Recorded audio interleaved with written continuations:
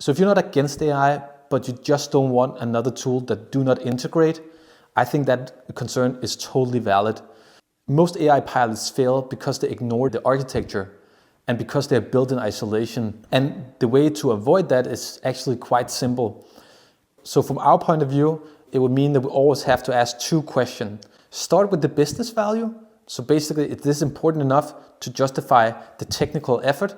And then after that, look at the technical feasibility. Do we know where the data lives? Is ownership clear? Can we extract what we need without rebuilding the infrastructure?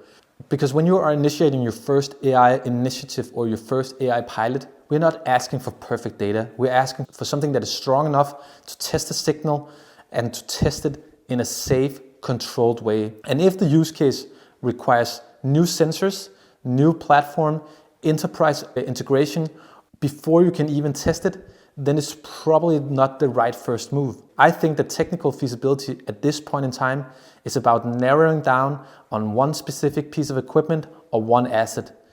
So if you are considering launching your first AI project and you are operating within a mining organization, you can click the link below and we have a full roadmap for how we go about solving these challenges for the companies that we work with, including our free playbook.